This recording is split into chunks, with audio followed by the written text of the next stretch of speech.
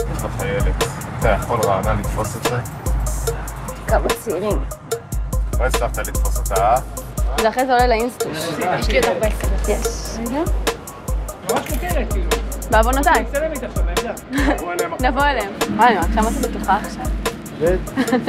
מה אתם עושים פה? אנחנו לכאן, לערוץ 11. מה? גיוס נשים לוחמות. באתי בשבילך.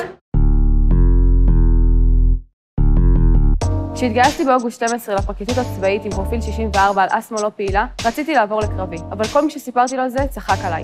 אפילו לאבא שלי לא רציתי לספר כי ידעתי שהוא התנגד. בכל זאת, הייתי ילדה מפונקת שקיבלה כל מה שהיא רוצה. אפילו באוטובוס לא נסעתי לפני זה.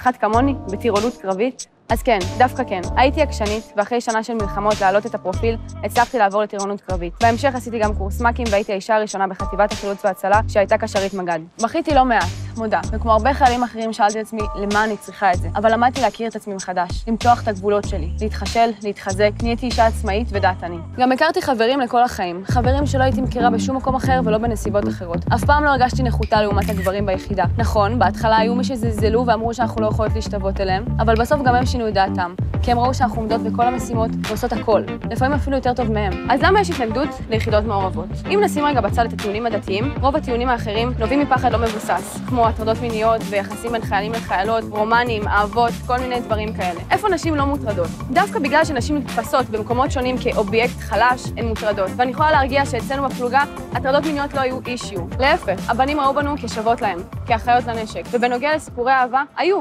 אבל איפה בעולם אין? חשש נוסף של המתנגדים קשור לעומס הפיזי. הם צודקים, אי אפשר להתווכח עם זה שסרגל המאמצים שלנו נמוך משל הגברים. אבל כמו שיש גברים, לוחמים, שלא יכולים להתמודד עם העומס הפיזי, כך יש נשים שיכולות להתמודד איתו אפילו טוב יותר. ובכל מקרה, כוח פיזי הוא לא הפקטור היחידי שהופך גבר או אישה ללוחמים טובים. כי ברגע האמת, כשאישה תצטרך להסתער על מחבל, סרגל המאמצים שלה לא משנה. מה שחשוב זה האופי והנחישות שלה. לא סתם גברים ששירתו עם לוחמות מעודדים נשים לוחמות, כי הם ראו למה אנחנו מסוגלות.